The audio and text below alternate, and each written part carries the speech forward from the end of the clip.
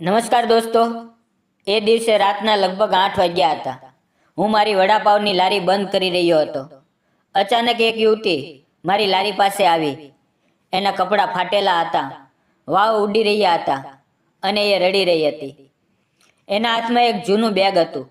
એની હાલત જોઈને લાગતું હતું કે એ ખૂબ થાકેલી છે અને ડરેલી છે.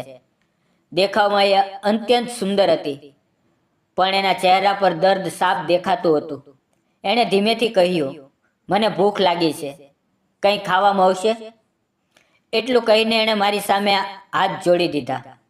મારી પાસે માત્ર 2 જ વડાપાઉં બચ્યા હતા. મેં એક પવ પણ વિચાર કર્યા વગર એ બંને પ્લેટમાં કાઢીને એની સામે મૂકી દીધા. એ વડાપાઉં ખાઈ રહી હતી અને એની આંખોમાંથી આંસુ વહેતા હતા. ચારે તરફ કોઈ નહોતું. હું એને જોતો જ રહી ગયો. એ સુંદર હતી, પણ એની હાલત જોઈને મારા મનમાં ચિંતા થઈ રહી હતી. જ્યારે એ જવા માટે ઊભી થઈ ત્યારે એ રાત્રે કંઈક એવું થયું જેણે મારું જીવન બદલી નાખ્યું. તો નમસ્કાર દોસ્તો, મારું નામ આરવ છે.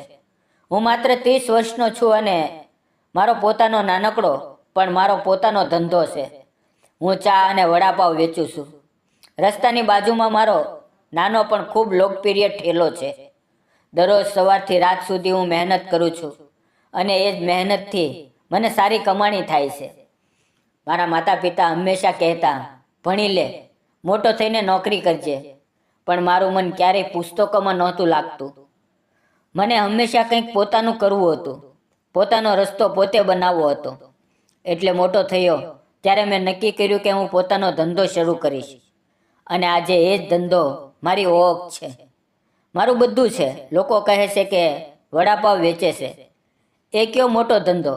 પણ હું હંમેશા કહું છું કે ધંધો કદી નાનો નથી હોતો. મહેનત મોટી હોય છે અને એ જ મહેનતથી સાચી કમાણી થાય છે. મારું જીવન સાદું છે, પણ લગ્નની વાત આવે ત્યારે હું અટકી જાઉં છું. લોકો નોકરીવાળો છોકરો શોધે છે. સામેવાળા કહી દે છે કે તારી પાસે સ્થિર નોકરી નથી. પણ હું મારી જાતને ઓળખું છું. મારી મહેનત, મારો ધંધો, મારી રોજની કમાણી, એ જ મારી સાચી ઓળખ છે. એ દિવસે પણ હું રોજની જેમ લારી બંધ કરી રહ્યો હતો. રાતના 8 વાગી ગયા હતા. હું વાસણ ધોઈ રહ્યો હતો, કાઉન્ટર સાફ કરી રહ્યો હતો, ગેસ બંધ કરી રહ્યો હતો. બધું સામાન્ય હતું. પણ અચાનક મારી નજર એક એવી છોકરી પર પડી કે જેણે મારું દિલ હલાવી નાખ્યું. થોડે દૂરથી એક યુવતી આવતી દેખાય. એના કપડાં મેલા હતા, કેટલીક જગ્યાએ ફાટેલા હતા અને એના હાથમાંથી હળવી લોહીની ધાર વહી રહી હતી. જાણે કાચની ચૂડીઓ એની ચામડીમાં ઘૂસી ગઈ હોય. એક પળ માટે મારું દિલ થંભી ગયું. આટલી સુંદર અને આટલી તૂટેલી. એ મારી લારી પાસે આવી અને ખૂબ આદરથી હાથ જોડીને બોલી, કંઈક ખાવા મળશે? બદલામાં જો કંઈ કામ હોય તો હું કરી લઈશ. પણ મેં સવારથી કંઈ ખાધું નથી. એનો અવાજ કાપતો હતો. આંખોમાં દર્દ અને લાચારી સાફ દેખાતી હતી. એનો ચહેરો, એનું દુઃખ, એની હાલત, બધું મારા દિલને વીંધી ગયું.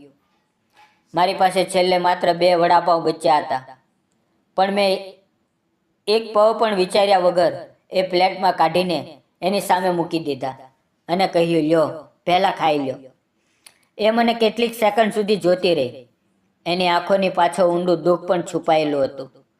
થોડી વાર પછી એ ચૂપચાપ ખુરશી પર બેઠી અને ખાવા લાગી. હું લારી બંધ કરતો હતો, પણ મારું મન એની પાસે જ અટકેલું હતું. એના હાથમાં એક જૂની ફાટેલી બેગ હતી. જાણે એની દુનિયા એ જ બેગમાં સમાઈ ગઈ હોય. એ કોણ હતી? ક્યાંથી આવી હતી? આવી હાલતમાં કેમ હતી? મારા મનમાં સેંકડો સવાલ ઉભરાવા લાગ્યા. લારી બંધ કર્યા પછી હું એની પાસે બેઠો. એ વડાપાવ ખાતી હતી અને દરેક નાના ટુકડા સાથે એની આંખોમાંથી આંસુ ખરતા હતા. જાણે એના દર્દની કડવાશ એના દરેક કોષમાં ઘૂસી ગઈ હોય. હું થોડી વાર ચૂપ બેઠો રહ્યો. એને થોડો સમય આપ્યો અને પછી ધીમેથી પૂછ્યું, રડો નહીં, શું થયું? તમારું નામ શું છે? ક્યાંથી આવો છો? મેં પાણી એની સામે મૂક્યું. એણે પાણી પીધો ને થોડી શાંતિ મળી. થોડી ક્ષણ ચૂપ રહી અને પછી એનો કાપતો અવાજ સંભળાયો, મારું નામ માનસી છે. એનો અવાજ ભારે હતો, પણ એમાં સચ્ચાઈ અને દર્દ બંને હતા. હું બીજા રાજ્યમાંથી આવું છું. મને એક યુવક સાથે પ્રેમ હતો. અમે બંને એકબીજાને ખૂબ પ્રેમ કરતા હતા. પણ બધું બદલાઈ ગયું. એની આંખો ભરાઈ આવી. ઘરવાળાને ખબર પડી તો એમણે વિરોધ કર્યો. ખૂબ ગુસ્સે થયા. અમે ઘરેથી ભાગવાનો નિર્ણય કર્યો. આ શહેરમાં આવ્યા. એક નાનકડો રૂમ ભાડે રાખ્યો. શરૂઆતમાં એ મને ખૂબ પ્રેમ કરતો હતો. મારો હાથ પકડીને કહેતો, જો ગમે તે થાય, હું તારી સાથે છું. પણ થોડા દિવસ પછી એનું વર્તન બદલાવા લાગ્યું. એ થોડી રોકાય, ઊંડો શ્વાસ લીધો. હું ધ્યાનથી એની વાત સાંભળતો હતો. હું એને લગ્નની વાત કરતી ત્યારે ચૂપ થઈ જતો. કહેતો, લગ્ન જરૂરી નથી, આપણે આમ જ રહી શકીએ. હું એને કહેતી કે મેં ઘર છોડ્યું, મા બાપ છોડ્યા, સમાજ છોડ્યો. હવે તું કેમ બદલાઈ રહ્યો છે? એક દિવસ મેં ખૂબ આગ્રહ કર્યો, મારી સાથે લગ્ન કર. એ વખતે એણે ચહેરો સિકોડ્યો. આંખોમાં એક અજીબ ઠંડક આવી અને કહ્યું, મને તારી સાથે ક્યારેય પ્રેમ નહોતો. એ શબ્દો મારા દિલ પર સીધા વજ્ર જેવા પડ્યા. હું તૂટી ગઈ. મારી દુનિયા એ જ પળમાં ખતમ થઈ ગઈ. એ આગળ બોલી, એ દિવસે અમારો ઝઘડો થયો. એણે મારી પાસે બચેલા થોડા પૈસા છીનવી લીધા. મારી ચૂડીઓ તૂટી ગઈ. હાથ પર ઈજા થઈ. એ મને છોડીને ગાયબ થઈ ગયો. રૂમનો માલિક બારણું પછાડીને સીચો પાડવા લાગ્યો. પૈસા નથી તો નીકળી જા. અને મને રૂમમાંથી બહાર કાઢી મૂકી. સવારથી હું રસ્તા પર ફરું છું. આંખોમાં આંસુ, પગમાં તાકાત નથી, દિલમાં થાક. મારી પાસે એક રૂપિયો પણ નથી. એની વાત સાંભળીને મારા શરીરમાં સનસનાટી દોડી ગઈ. મને નહોતી ખબર કે હવે ક્યાં જાઉં, કોની પાસે જાઉં. હું એકલી, સાવ એકલી હતી. માનસી જે કહી રહી હતી એ સાંભળીને મારું દિલ હલ્લી ગયું. જિંદગીમાં આવું દુઃખ કોઈને ના મળે એવું લાગ્યું. મેં ધીમેથી કહ્યું, ચિંતા ન કર માનસી, જો ઈચ્છા તો હું તને થોડા પૈસા આપી શકું. તમે ઘરે પાછા જાઓ. પણ એ વાત સાંભળતા જ એનો ચહેરો વધુ ઉદાસ થઈ ગયો. ના ના, હું ઘરે નહીં જઈ શકું. મારા માતા પિતાએ મને આટલી મહેનતથી ઉછેરી, મારા માટે બધું કર્યું, અને મેં એમની સાથે ધોકો કર્યો. એમની વિરુદ્ધ જઈને એ છોકરા પર ભરોસો કર્યો. હવે હું એમની સામે કેવી રીતે જાઉં? એમની કેટલી બદનામી થઈ હશે, કેટલું દુઃખ સહન કરવું પડ્યું હશે. મેં તો એમનું દિલ તોડી નાખ્યું છે. હું એમની સામે જઈ નહીં શકું. એના શબ્દો મારા કાનમાં ઘણી વાર સુધી ગૂંજતા રહ્યા. માનસી ઊભી થઈ, મારી સામે હાથ જોડીને બોલી, હું જાઉં છું. તમે આપેલા 2 વડાપાવથી મારી જાન બચી ગઈ. તમે મારા પર મોટો ઉપકાર કર્યો. એટલું કહીને એ ચાલવા લાગી. હું કેટલીક ક્ષણ સ્તબ્ધ રહી ગયો. આટલી સુંદર, આટલી લાચાર અને થાકેલી છોકરી આ ઠંડી અંધારી રાતે એકલી ક્યાં જશે? એની સાથે કંઈ પણ અનહોની થઈ શકે. એ વિચાર મારા મનમાં તોફાનની જેમ ઉઠવા લાગ્યો. મેં ઝડપથી દોડીને એની પાછળ જઈને એનો હાથ હવેથી પકડ્યો અને કહ્યું, માનસી, આમ ક્યાં જાશો આટલી રાતે એકલી? એ ઊભી રહી ગઈ. એની આંખોમાં ફરી આંસુ છલકાઈ આવ્યા. એ બોલી, જે ભગવાન ઈચ્છે એ થશે. એ જ રસ્તો બતાવશે. એનો અવાજ કાપતો હતો. એ વાત સાંભળીને મારા મનમાં એક જ લાગણી ઉભરાઈ, ચિંતા. હું એની સામે ઊભો રહીને બોલ્યો, મારું ઘર અહીંયા બાજુમાં છે. આજની રાત ત્યાં રોકાઈ જા. સવારે વિચારશું કે આગળ શું કરવું. હું તમારી મદદ કરીશ. તમે હવે એકલા નથી. એ થોડી વાર ચૂપ ઊભી રહી. એની ડરેલી, થાકેલી આંખોમાં થોડોક ભરોસો ઉભરાતો દેખાયો. હું આગળ ચાલવા લાગ્યો ને અમારી પાછળ ચૂપચાપ ચાલવા લાગી. થોડી વાર પછી અમે મારા ઘર સામે પહોંચી ગયા. મારું નાનું ઘર. નીચે રહેવાની જગ્યા, ઉપર ટીનના 2 ઓરડા. સાદું પણ સુરક્ષિત. દરવાજો ખોલતા મેં કહ્યું, માનસી, ડર નહીં. હું એકલો રહું છું, પણ તમારી સાથે ક્યારેય ખરાબ વર્તન નહીં કરું. મારામાં ઇન્સાનિયત હજુ જીવિત છે. એ મને જોઈ રહી. એની નજરમાં શંકા નહોતી, ફક્ત શાંત, હળવી ચમક હતી. હું એને ઉપરના ઓરડામાં લઈ ગયો. ઓરડો સાદો હતો, સ્વચ્છ હતો અને સૌથી મહત્વનું, સુરક્ષિત હતો. મેં કહ્યું, અહીંયા આરામ કરો. એ થોડી શાંત થઈ. હું નીચે આવ્યો અને યાદ આવ્યું કે મેં ખાવાનું લોજમાંથી મંગાવ્યું હતું. પછી પાછળની કાકી પાસેથી ડબ્બો લઈ પાછો આવ્યો. ત્યારે માનસી ફ્રેશ થઈને બહાર આવી રહી હતી. એના વાવ ભીના હતા, ચહેરા પર થોડી તાજગી હતી, પણ અંદરની બેચેનીની છાયા હજી દેખાતી હતી. મેં હાથમાં લીધેલી સાડી એની તરફ વધારતા કહ્યું, માનસી, આ લે, મારી માની સાડી છે, તમને સારી લાગશે. એની આંખોમાં ચમક ભરાઈ આવી અને એ જ ક્ષણે આંસુથી ભરાઈ ગઈ. એ બોલી, હું તમારી ખૂબ આભારી છું. પછી ધીમેથી પૂછ્યું, તમારું નામ શું છે? મેં હસીને કહ્યું, મારું નામ આરવ છે. એણે માથું હલાવીને પૂછ્યું, તમે એકલા રહો છો? મેં કહ્યું, હા, હાલ એકલો જ. મારા માતા પિતા ગામડે રહે છે. એમને ગામની હવા, શાંતિ, ખેતર વધુ પસંદ છે. શહેર એમને ક્યારેય ગમ્યું નહીં. એ સાડી હાથમાં પકડી રહી હતી. એ વખતે એના હાથનો હળવો સ્પર્શ મારા હાથ સાથે થયો અને કેટલીક ક્ષણ માટે અમારી નજર એકબીજા પર અટકી ગઈ. એ પળે અમારી વચ્ચે એક અનકહી શાંતિ, એક હળવી ગહેરાઈ અને એક કોમળ ઓઢણ જેવું લાગ્યું. મેં માહોલ હળવો કરવા કહ્યું, હું કાકી પાસેથી ખાવાનું લાવ્યો છું, નીચે આવ, થોડું ખાઈ લે. એ થોડી શરમાઈ અને બોલી, હજી તો વડાવો ખાધા છે.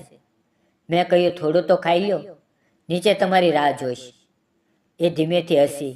એની આંખોમાં હળવી લાજ અને સુરક્ષિત થવાનો અહેસાસ દેખાયો અને એ ઉપર ચાલી ગઈ. હું નીચે આવ્યો. 2 થાળીમાં ચોખા, શાક, રોટલી પીરસી અને બેસી ગયો. થોડી વાર પછી માનસી નીચે આવી. સાડી એના પર અત્યંત સુંદર લાગી રહી હતી. એ મારી સામે બેઠી. થોડીક ક્ષણ અમે ચૂપચાપ ખાતા રહ્યા. અચાનક મને ઉધરસ આવી અને શ્વાસ અટકી ગયો. માનસી તરત ઊભી થઈ, રસોડામાં દોડી ગઈ, પાણીનો ગ્લાસ લઈને આવી અને મારી સામે મૂક્યો. એની એ ગભરાહટ, એ ચિંતા, એ માં જેવી કાળજી મારા દિલને ઊંડે સુધી સ્પર્શી ગઈ. મેં પાણી પીધું, પોતાને સંભાળ્યો અને ધીમેથી કહ્યું, આભાર. એ હસી અને બોલી, આમાં આટલી મોટી વાત શું છે? અમે શાંત માહોલમાં ખાવાનું પૂરું કર્યું. મંદ પ્રકાશમાં એનો ચહેરો શાંત અને માસૂમ લાગતો હતો. એણે કહ્યું, તમારું ઘર ખૂબ સારું છે. મેં હસીને કહ્યું, સાદું છે, પણ તમારા માટે સુરક્ષિત છે. પછી મેં કહ્યું, રાત થઈ ગઈ છે, ઉપર જાઓ, આરામ કરો. મેં એને સાફ ચાદર અને ગરમ કંબલ આપ્યા. એણે કહ્યું, આભાર, અને સીડી ચડવા લાગી. એના દરેક પગથિયાનો અવાજ મને સંભળાતો હતો. ઉપર પહોંચીને એણે એકવાર પાછો વળીને જોયું. એ નજરમાં એક અલગ અહેસાસ હતો. પછી એ ઓરડામાં ચાલી ગઈ. હું બહાર આંગણામાં આવ્યો. ત્યાં ખાટલો ગોઠવીને સૂઈ ગયો. એ રાતે મારા દિલમાં એક અલગ શાંતિ, એક સંતોષ હતો. સવારે સૂર્યની ગરમ કિરણો ચહેરા પર પડી ત્યારે હું જાગ્યો. મારી નજર ઉપર ગઈ. માનસી ત્યાં ઊભી હતી. એ મને જોઈ રહી હતી. જો મેં એને જોઈ કે એ થોડી શરમાઈ ગઈ. એના ચહેરા પર હળવો ચંકોચ અને નવા દિવસની તાજગી દેખાતી હતી. હું ઉઠ્યો, ચહેરો ધોયો, ફ્રેશ થયો અને એના ઓરડા પાસે ગયો. દરવાજો અડધો ખુલ્લો હતો. મેં ધીમેથી ટકોર કરી. દરવાજો ખુલ્લો છે, એનો અવાજ આવ્યો. હું અંદર ગયો. માનસી તૈયાર હતી. ચહેરા પર થોડું સુકૂન હતું. એ પોતાની બેગ હાથમાં લઈને મારી સામે આવી અને શાંત અવાજે બોલી, હું હવે જાઉં છું. એ વાત સાંભળતા જ મારા મનમાં એક ખાલીપો ઉતરી આવ્યો, જાણે કોઈએ દિલ પર ભારે વજન મૂકી દીધું હોય. હું તરત એની સામે ઊભો થઈને બોલ્યો, અરે માનસી, તું હવે ક્યાં જઈશ? દુનિયા ખૂબ મોટી છે, પણ એક છોકરી માટે ખૂબ કઠોર પણ છે. એ હળવી હસી, પણ એના હાસ્યમાં છુપાયેલું દુઃખ સાફ દેખાતું હતું. એ બોલી, જોઈશું. રસ્તો જ્યાં લઈ જશે ત્યાં જઈશ. ભગવાનની મરજીમાં જે હશે એ જ થશે. એનો અવાજ મજબૂત લાગતો હતો, પણ એની આંખોમાં છુપાયેલો ડર હું સાફ જોઈ રહ્યો હતો. એના મનનો તણાવ, ભવિષ્યને લઈને એનો ભય, બધું એની નજરમાં દેખાતું હતું. મને લાગ્યું કે આ છોકરી હજી પણ તૂટવાની કગાર પર છે અને એને સહારાની જરૂર છે. હું એની સામે ગંભીર અવાજે બોલ્યો, માનસી, મારી વાત સાંભળો. તું અંત્ય સુંદર છે, પણ આ હાલતમાં એકલી રસ્તા પર ફરવું સુરક્ષિત નથી. ઓછામાં ઓછું થોડા દિવસ અહીંયા રોકાઈ જા. હું તારી સાથે કંઈ ખરાબ નહીં કરું. તે મને ઓળખી લીધી છે. એ ચૂપ ઊભી રહીને વિચારતી રહી. પછી બોલી, અહીં રહીને હું શું કરીશ? જો કંઈ કામ હોય તો કહો, હું કામ કરવા તૈયાર છું. તમારી ઓળખાણમાં કોઈની પાસે કામ હોય તો જુઓ. એના શબ્દોમાં એક નિષ્કપટ ભરોસો હતો. મેં થોડું વિચાર્યું અને કહ્યું, કામ થોડું મુશ્કેલ છે પણ શક્ય છે. મારા વડાપાવની લારી પર મારી સાથે કામ કર. ચા બનાવતા શીખી લેજે. વડાપાવ બનાવવાનું હું શીખવીશ અને હું તને દરરોજ પૈસા આપીશ. રોજ થોડા થોડા, પણ તું પોતાના પગ ઉપર ઊભી થઈ જઈશ. સાચું કહું, તારી મદદ કરતા મને પણ હિંમત મળશે. માનસીના ચહેરા પર આશાની નવી ચમક ઉભરી. એણે ધીમેથી બેગ નીચે મૂકી દીધી અને બોલી, જો તમને ગમે તો હું આપણા બંને માટે ખાવાનું બનાવી દઉં. એટલે મારું મન પણ હળવું થશે. એના એ ઉત્સાહમાં તાજગી હતી, આત્મવિશ્વાસ હતો. મેં એને રસોડું બતાવ્યું. અહીંયા બધું જ છે, જે ઈચ્છો એ બનાવ. માનસીએ તરત રસોડામાં કામ શરૂ કરી દીધું. સૌથી પહેલાં એણે બંને માટે ગરમા ગરમ ચા બનાવી. ચાની ખુશ્બુ ઘરમાં ફેલાઈ ગઈ. અમે ચા પીધી. પછી એણે ખાવાનું બનાવવાનું શરૂ કર્યું. ચોખ્ખા, શાક, રોટલી, બધું ખૂબ સરસ રીતે, શાંતિથી અને પ્રેમથી બનાવતી. એનો ચહેરો જોઈને લાગતું કે એ પોતાના દુઃખમાંથી બહાર નીકળવાની કોશિશ કરી રહી છે, પોતાને કામમાં વ્યસ્ત રાખીને સંભાળી રહી છે. અમે બંનેએ સાથે ખાવાનું ખાધું અને થોડીવાર પછી વડાપાવની લારી તરફ નીકળી પડ્યા. એના ચહેરા પર નવી ઉર્જા હતી. ઠેલે પહોંચીને મેં તાળું ખોલ્યું અને એણે આગળનું લૂછ્યું. કાઉન્ટર ચોખ્ખું કર્યું, કપ સરખા કર્યા, બધો સામાન વ્યવસ્થિત કરી દીધો. એની દરેક હરકત જોઈને મને ગર્વ થયો. દુનિયાએ એને ફક્ત દુઃખ આપ્યું હતું, પણ એ હજી પણ લડવા તૈયાર હતી. મેં બટેટાનું મિશ્રણ તૈયાર કર્યું, મસાલા નાખ્યા, આદુ લસણની પેસ્ટ બનાવી. માનસી મારી બિલકુલ પાસે ઊભી હતી. એની આંખોમાં એકાગ્રતા હતી, શીખવાની લાલચ હતી, એક સારા ભવિષ્યની હળવી ચમક હતી. પછી મેં ગરમા ગરમ વડા તળવાનું શરૂ કર્યું. ગરમ તેલમાં પડતા વડાનો અવાજ, એમાં એક અલગ મધુરતા હતી. માનસી એ જોઈને ખુશ થઈ ગઈ. એણે કહ્યું, શું હું બનાવી જોઉં? મેં હસીને કહ્યું, હા બનાવ. એણે પણ કેટલાક વડા બનાવીને તળ્યા. આકાર થોડા અલગ હતા, પણ એનો ઉત્સાહ જોઈને આખો મહલ ખુશીથી ભરાઈ ગયો. થોડી જ વારમાં ગ્રાહકો આવવા લાગ્યા. માનસીએ ગ્રાહકોને વડાપાવ આપવા, ચા આપી, પૈસા સંભાળવા, બધું જ શરૂ કરી દીધું. એણે એટલી લગનથી કામ કર્યું કે મને લાગ્યું કે થોડા જ દિવસમાં આ છોકરી આખો ઠેલો એકલી સંભાળી લેશે. બપોરે અમે ડબ્બો કાઢ્યો અને સાથે બેસીને ખાધું. એના ચહેરા પર થકાન અને સંતોષ બંને દેખાતા હતા. અમારી વચ્ચેની ખામોશીમાં પણ એક અલગ સંવાદ હતો. સાંજના 7:30 વાગ્યે અમે ઠેલો બંધ કર્યો, સામાન ગોઠવ્યો, કાઉન્ટર સાફ કર્યું, લાઇટ બંધ કરી અને પછી બંને અંધારા રસ્તા પર ચાલવા લાગ્યા. એના ચહેરા પર દિવસભરની મહેનતની ચમક. એ બોલી, આભાર, મને મોકો આપવા બદલ. મેં હસીને કહ્યું, માનસી, સાચું કહું, તારા કારણે મારું કેટલું કામ હળવું થઈ ગયું છે. તું કલ્પના પણ નથી કરી શકતી. તે બધું એટલી સરળતાથી શીખી લીધું. એના ચહેરા પર શરમાવ મુસ્કાન ખીલી ઉઠી. ઘરે પહોંચતા જ એ તરત રસોડામાં ગઈ અને બંને માટે ખાવાનું બનાવવા લાગી. અમે બંને શાંત માહોલમાં ખાધું. પછી થોડી વાર ચૂપચાપ બેઠા.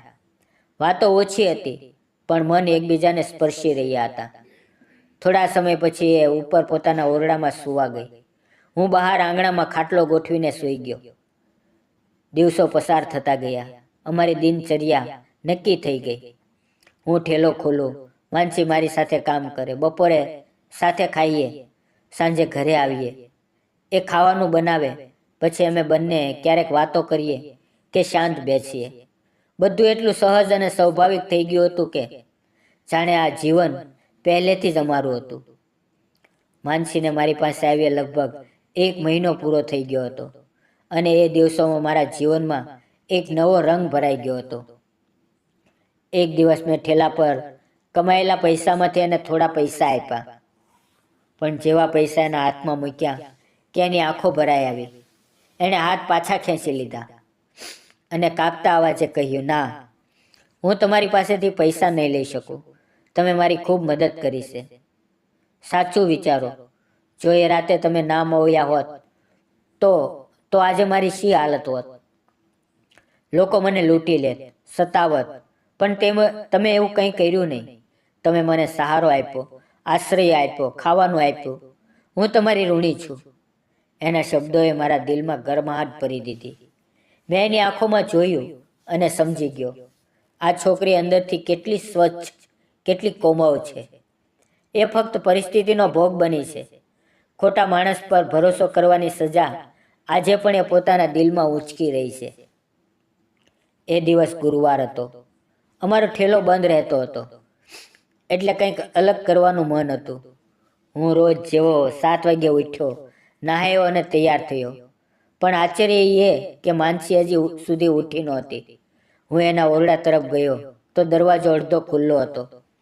કદાચ ઉતાવળમાં બરાબર બંધ ના કર્યો હોય.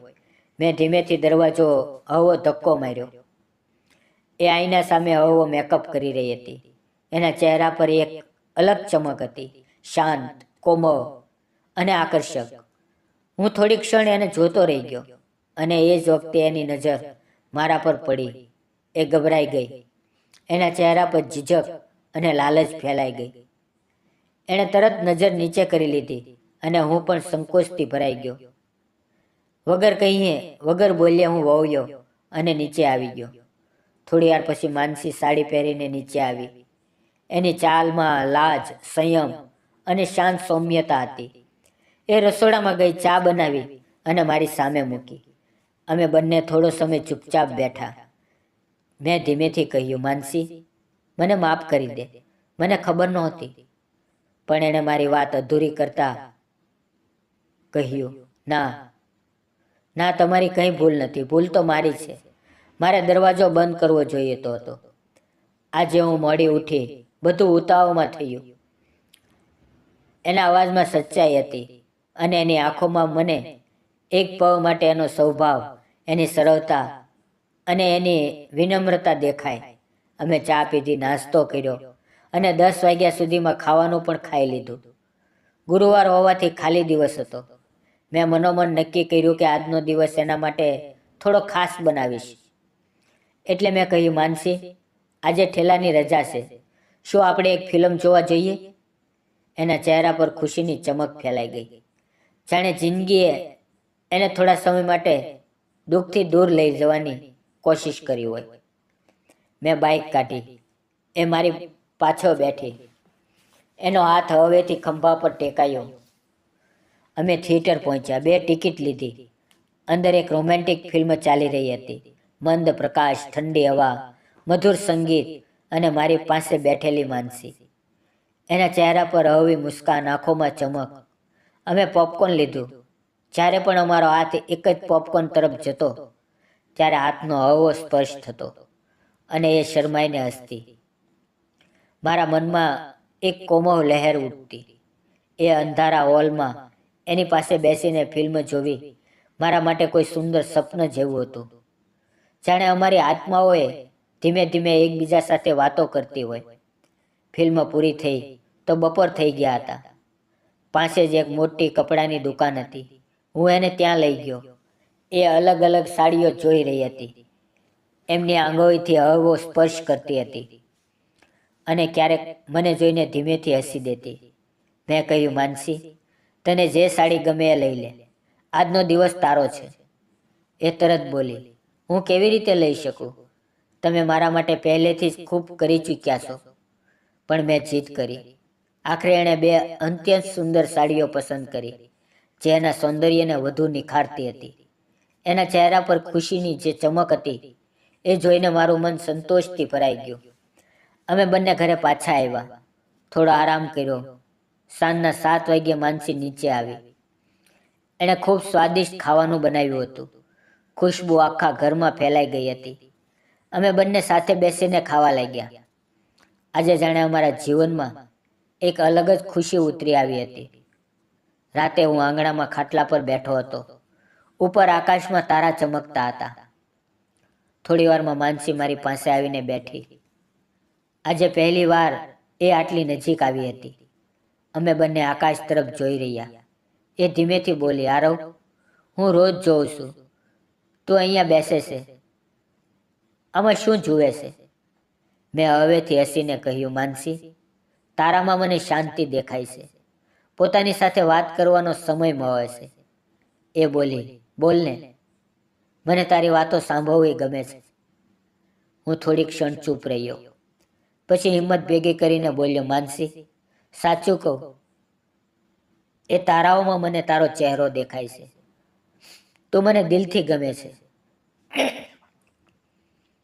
મારા શબ્દ સાંભળીને એ ચોંકી ગઈ. એની આંખોમાં આંસુ ભરાઈ આવ્યા અને આંસુ એના ગાલ પર વહેવા લાગ્યા. મને લાગ્યું કે કદાચ મેં ખોટું બોલી દીધું. મેં એના આંસુ લૂછ્યા અને અચાનક માનસી કાપતા અવાજે બોલી, આરવ, સાચું તને હું ગમું છું? મારા જીવનમાં આટલું દુઃખ, આટલું દર્દ, તો પણ હું તને ગમું છું? એની આંખોમાં એવી ચમક હતી, જાણે મને કહી રહી હોય, હા, મેં આ પ્રેમ સ્વીકારી લીધો છે. મેં એનો ચહેરો બંને હાથમાં લીધો. અમારી નજરો એકબીજામાં ખોવાઈ ગઈ. થોડી વાર અમે એકબીજાની નજીક બેઠા રહ્યા. કંઈ બોલ્યા નહીં, પણ એ ખામોશીમાં પણ અમારા દિલનો સંવાદ ચાલતો રહ્યો. એ દિવસ પછી અમારો પ્રેમ ઝડપથી વધતો ગયો. 3 મહિના સુધી અમે સાથે સાથે જીવ્યા. કામમાં સાથ આપવો, ઘરે મળીને ખાવાનું બનાવવું, એકબીજાને છેડવું, હસવું, ફરવા જવું, દરેક પળ અમારા માટે ખાસ બની ગઈ. માનસીની મુસ્કાનથી મારો આખો દિવસ રોશન થઈ જતો. એની કાળજીથી મને ઘરની ગરમાહટ મળતી. એની હાજરીએ મારા જીવનને જાણે નવી સાંસ આપી દીધી. એક દિવસ મેં ઠાની લીધું, હવે આપણા સંબંધને પરિવારના આશીર્વાદ મળશે. એટલે હું માનસીને મારા માતા પિતાની પાસે લઈ ગયો. એમણે માનસીને જોઈને તરત જ એની નમ્રતા, આદર, સંયમ અને એના સ્વભાવની સાચી ઓળખ લઈ લીધી. માએ એની પાસે થોડા સવાલ પૂછ્યા અને માનસીએ સંપૂર્ણ આદરથી, ડર્યા વગર સાચા જવાબ આપ્યા. એની વાતોમાં છુપાયેલી ઈમાનદારીએ માના દિલને સ્પર્શી લીધું. પિતાજીએ પણ એની સાથે વાત કરી, એની આંખોમાં છુપાયેલા દર્દને સમજ્યા અને એના મનની મજબૂતીને પણ અનુભવી. એમણે અમારા સંબંધને ક્યારેય નકાર્યો નહીં, બલકે દિલથી સ્વીકારી લીધો. થોડા જ દિવસોમાં અમારા લગ્ન નક્કી થઈ ગયા. અને પછી આવ્યો અમારા જીવનનો સૌથી ખાસ દિવસ. અમારા લગ્નના દિવસે બધું એટલું સુંદર, રંગીન અને ખુશીથી ભરેલું હતું કે એ દિવસે અમારી આંખોમાંથી આનંદના આંસુ વહી નીકળ્યા. આજે હું અને માનસી પોતાનું વૈવાહિક જીવન ખૂબ પ્રેમ, આદર અને સમજદારીથી જીવી રહ્યા છીએ. હું કામ પર જાઉં છું, એ ઘર સંભાળે છે. હું એને કામમાં સાથ આપું છું, એ મને ઘરમાં સાથ આપે છે. અમારી વચ્ચે ક્યારેય નાની મોટી અસમજણ થાય છે, પણ અમે હંમેશા એકબીજાની વાતનો આદર કરીએ છીએ અને એકબીજાને સમજીએ છીએ. મારા જીવનમાં માનસીના આવ્યા પછી બધું જ બદલાઈ ગયું. મારું ઘર, મારું મન, મારા દિવસો, મારી રાતો. પહેલાં હું એકલો હતો, આજે મારી પાસે એ છે, મારી સાથી, મારો પ્રેમ, મારી સખી. દોસ્તો, મેં અને માનસીએ જે નિર્ણય લીધો એ સાચો હતો કે નહીં? તમને શું લાગે છે? કોમેન્ટમાં જરૂરથી જણાવજો. પ્રેમ હંમેશા સ્વાર્થ વગરનો, સ્વીકૃતિ પર આધારિત હોય છે. કોઈને એના ભૂતકાળ સાથે, એની પીડા સાથે સ્વીકારવું એ જ સાચો પ્રેમ છે. સમય, વિશ્વાસ અને સમજદારી દરેક સંબંધને વધુ મજબૂત બનાવે છે. સાચો માણસ મોવાઈ જાય ને તો જિંદગી કેટલી પણ તૂટેલી હોય ફરીથી ખીલી ઉઠે છે.